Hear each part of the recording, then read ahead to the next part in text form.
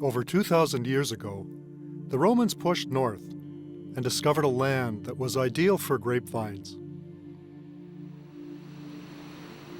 When you look closely at these rocky soils, it seems improbable that anything can grow here in abundance, even the hardy vine.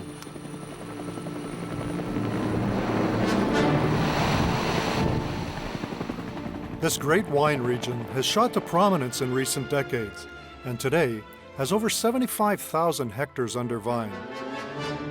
It stretches 180 kilometers along the river that shares its name, depositing alluvial soils along its banks for millennia.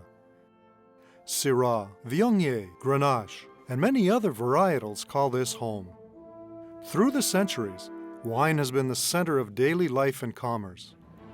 This is one of France's oldest growing regions and a destination for great value red wines. This is the Rhône Valley.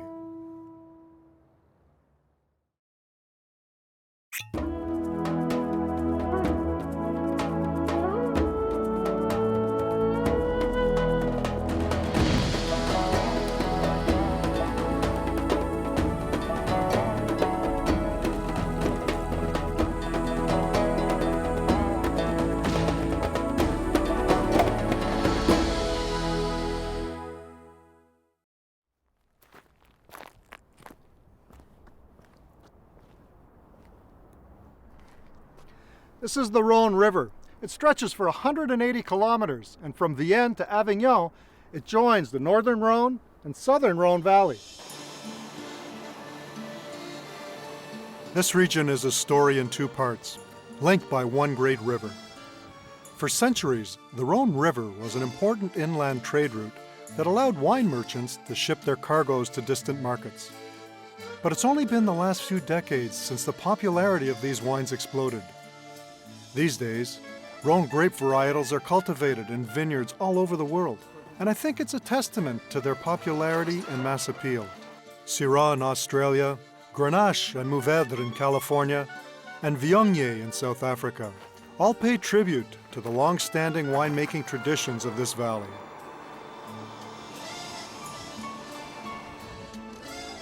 This region is all about diversity. Pick a wine style and you'll find it here. From full-bodied structured reds to lighter everyday drinking wines, and there's great value to be found. It's no wonder that wines from the Rhone are a favorite amongst wine enthusiasts. At this vintages event in Toronto, the world's greatest wines are on display, and it's not surprising that the Rhone labels are in demand. This region's influence is undeniable, and wine writers and the enthusiasts who follow them are taking notice. Well, I think that the Rhone is probably one of the best values that you can get in the fine wine regions of France. First of all, it really hasn't been discovered, and these are great food wines too. You've got this big swath of land that is really getting a lot of that Mediterranean heat, and that Grenache really develops that incredibly fruity, almost really kind of chewy character. It just bursts forth. I like the excitement of those wines. The wines of the Côte de Rhône are made in a range of styles. They're food-friendly, they offer great value, but more than anything else, they really express a sense of place. And this place is spectacular. If you want to get to know these wines, it's best to start in the vineyard. The wine growers of the Rhone remain true to traditional approaches and styles, while embracing new winemaking technologies.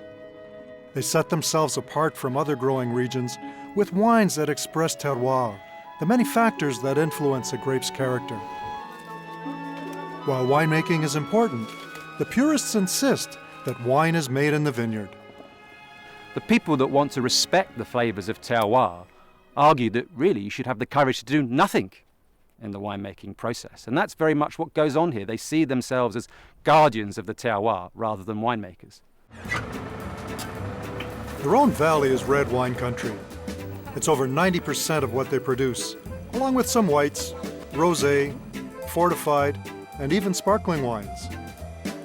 Located in southeastern France, it's very close to the Mediterranean Sea. The growing regions stretch from Lyon in the north to Avignon in the south, through two distinct climatic zones. The subsoils are incredibly varied, with 5 major soil types.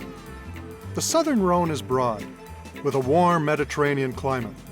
Sun-drenched, it's famous for round, full-bodied, easy-drinking wines. We're starting our journey in the northern Rhone. It's much smaller than the south, with a slightly cooler, semi-continental climate. The wines here are famous for their elegance and finesse. The vineyards of the northern Rhone cling to steep landscapes made of granite and quartz. That's one of the reasons that Syrah does so well in these vineyards. This is the land where Syrah was born, and home to appellations like Hermitage, Gros Hermitage, Cornas, and Saint-Joseph. The granite soils here produce tannic wines with structure that develop in complexity and finesse as they age. The only red grape permitted here is Syrah, which is sometimes blended with whites like Viognier, Marsanne, and Roussanne. These long-ripening varietals soak up the abundant sunshine, developing slowly in the cooler climate of the north. Producing wines from these slopes is expensive, back-breaking work, but vignerons here carry on as they have for centuries, growing distinctive fruit with spicy, deep-roasted character. The ancients were as smart as we are, and they already understood and noticed that there were great terroirs and that the wines produced on the hill were much more better than coming from everywhere else around. You imagine that in Hermitage like that, to make a wine, you need at least 600 to 700 hours per hectare of work. Well, I'd certainly understand why the wines from this area are so expensive. You bet. Everything is handmade. You can use any machine here. So every year making Hermitage on this hill is kind of a challenge. When we produce 10 to 15 hectoliters per hectare, it's already a good harvest. And harvest time here is not for the faint of heart.